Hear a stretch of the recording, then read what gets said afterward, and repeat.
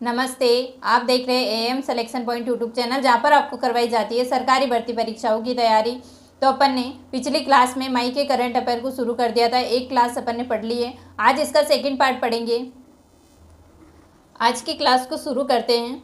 राष्ट्रीय railway network से जुड़ने वाला पूर्वोत्तर भारत का चौथा राज्य कौन सा बना है? तो मिजोरम बना है। और 3 राज्य हैं, असम, त्रिपुरा और अरुणाचल प्रदेश। तो इस तरह से इस ट्रिक से अपन याद रख सकते हैं कि रेलवे नेटवर्क ने असम से त्रिपुरा तक अरुण को मज़ा दिलाया। देखो, नेटवर्क नहीं आता है तो नेट चलाने का मज़ा भी नहीं आता है। तो इस तरह से अपन याद रख सकते हैं कि जो रेलवे नेटवर्क है वो अच्छा आ रहा था। तो असम से त्रिपुरा तक जब ट्रेवल कर रहे थे तो अच्छा नेटवर्क आ रहा था, तो अरुण को क्या आ गया? मज़ा आ गया। इस तरह से अपन जोड़ करके याद रख सकते हैं। असम से तो याद हो जाएगा असम, दूसरा त्रिपुरा याद हो जाएगा, और अरुण से अरुणाचल प्रदेश, और मज़ा से याद रखना मिजोरम। ठीक है, तो ये मिजोरम जो है इसकी राजधानी आइजोल है। आइजोल के अंदर एक स्थान है सेरांग। ठीक है, सेरांग से लेकर के असम के बेरवी तक एक रेलवे लाइन जिसके माध्यम से रेलवे नेटवर्क से इसको जोड़ा गया है। तो इसको याद रखना कब जोड़ा गया? अभी मई के अंदर जोड़ा गया था। और ये चौथा राज्य बना है, कौन सा? मिजोरम। मिजोरम में भी ये स्थान याद रखना है, सेरांग। नागेलंका के अंदर जो है आंध्र प्रदेश के अंदर नवदुर्गा मिसाइल परीक्षण रेंज बनाई गई है, जिसकी आधारशिला रखी गई थी 2 मई 2025 को। और ये आधारशिला रखी किसने थी? नरेंद्र मोदी जो अपने प्रधानमंत्री है, आधारशिला रखी है। ये एक प्रकार से कैसी रेंज है? तो याद रखना मिसाइल परीक्षण केंद्र है। तो इसको ऐसे याद रख सकते हैं कि नवदुर्गा ने नाग को अंधा किया। ठीक है, नवदुर्गा से नवदुर्गा मिसाइल परीक्षण रेंज हो गया है। तो नाग से याद रखना नाग्यलंका, और कहाँ पर है? अंधा से आंध्र प्रदेश के अंदर। भारत फोरकास्टिंग सिस्टम जो है ये दुनिया की सबसे उच्च रिजोल्यूशन वाली मौसम पूर्वानुमान वाली एक प्रणाली है, जिसको लॉन्च किया था 26 मई 2025 को। और इसके अंदर अर्का सुपर कंप्यूटर का उपयोग किया जा रहा है। तो ये याद रखना है, अर्का सुपर कंप्यूटर इसका उपयोग किया जा रहा है। एक तो अर्का याद रख लेना, और एक ये याद रखना है कि जो भारत फोरकास्टिंग सिस्टम है ये क्या है? तो एक प्रकार से ये मौसम पूर्वानुमान वाली एक प्रणाली है। ठीक है, जिसको लॉन्च किया था 26 मई 2025 को। एशियाई शेयर है उसकी गणना की गई थी 16वीं, जो कि हुई कब थी? 10 से 13 मई 2025 को हुई थी। और 2 चरणों के अंदर हुई है ये गणना। और गुजरात जो है इसका गिर नेशनल पार्क जो है एशियाई शेरों के लिए बहुत ज़्यादा प्रसिद्ध है। और गुजरात के अंदर 11 जिलों के 58 तहसीलों के अंदर 35,000 वर्ग किलोमीटर क्षेत्र के अंदर सबसे ज़्यादा ये एशियाई शेर पाए गए हैं इस गणना के अनुसार।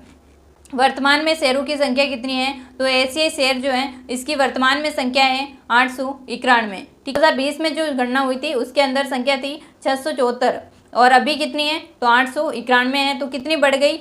वृद्धि याद रखनी है, एक तो 32.2% की वृद्धि हुई है। चर्चा के अंदर रहा था भार्गवास्त्र।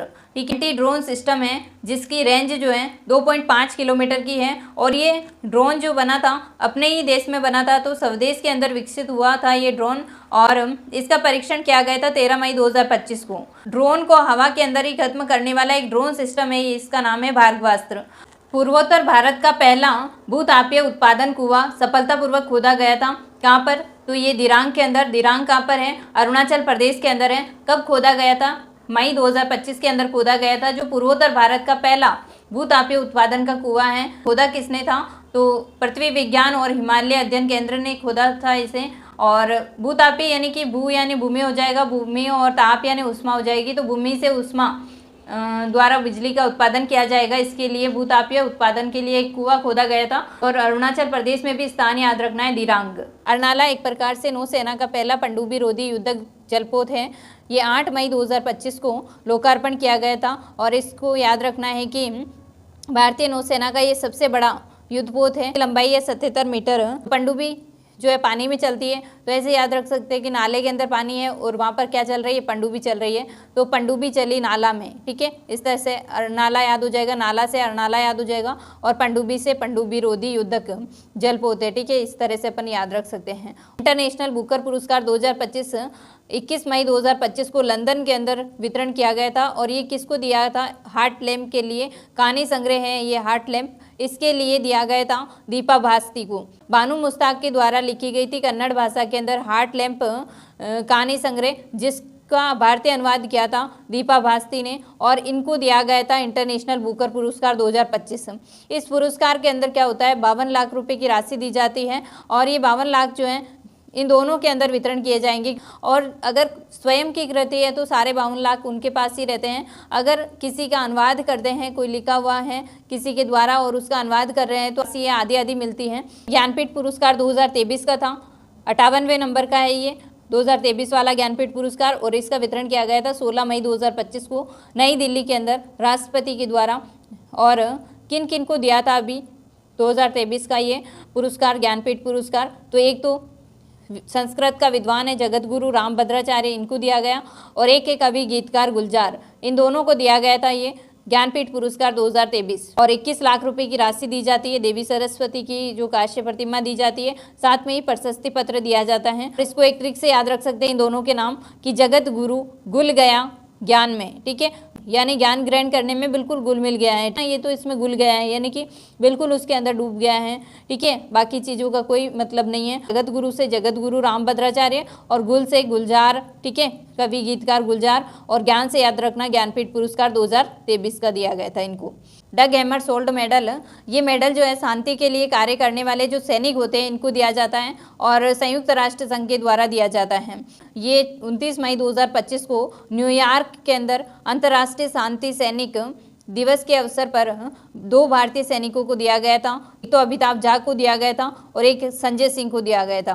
तो ये 2 भारतीय सैनिक हैं जिनको डग हैमरशोल्ड मेडल दिया गया था। और कहाँ दिया गया था? न्यूयॉर्क के अंदर। कब दिया गया है? 29 मई 2025 को। और किस अवसर पर दिया गया था? तो अंतर्राष्ट्रीय शांति सैनिक दिवस मनाया गया था, इस अवसर पर दिया गया था इनको, ठीक है। तीरंदाजी विश्व कप 2025 दूसरा संस्करण था ये, और इसके अंदर भारत को दूसरा स्थान मिला था।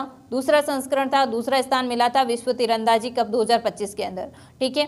और 7 पदक भारत के द्वारा जीते गए थे। 2 इसमें से स्वर्ण थे, 1 रजत था और 4 कांस्य थे। 7 पदक जीत करके दूसरा स्थान हासिल किया है तीरंदाजी विश्व कप 2025। दूसरा चरण का इसका आयोजन हुआ था 6 मई 2025 को। कहाँ पर हुआ? संघई चीन के अंदर। एशियाई एथलेटिक्स चैंपियनशिप 2025 ये 26वां संस्करण था। इसका आयोजन हुआ था 27 से 31 मई 2025 को दक्षिण कोरिया के अंदर, और भारत ने इसके अंदर दूसरा स्थान हासिल किया है।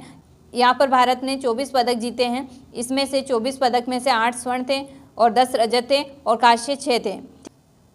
छोजिन अंगमो ये हिमाचल प्रदेश की है, और मई 2025 के अंदर इन्होंने माउंट एवरेस्ट को फतेह किया है। पहली भारतीय दृष्टिबाधित महिला बनी है, और ये तो भारतीय तो है पहली, और विश्व की है ये 5वीं दृष्टिबाधित महिला जिन्होंने माउंट एवरेस्ट को फतेह किया था।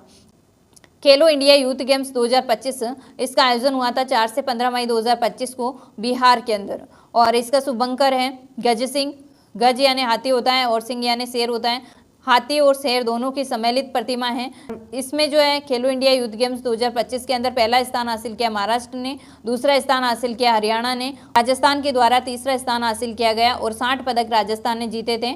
24 है स्वर्ण, 12 है रजत और 24 है कांस्य, ठीक है। तो राजस्थान ने 60 पदक जीत करके तीसरा स्थान हासिल किया है किसमें?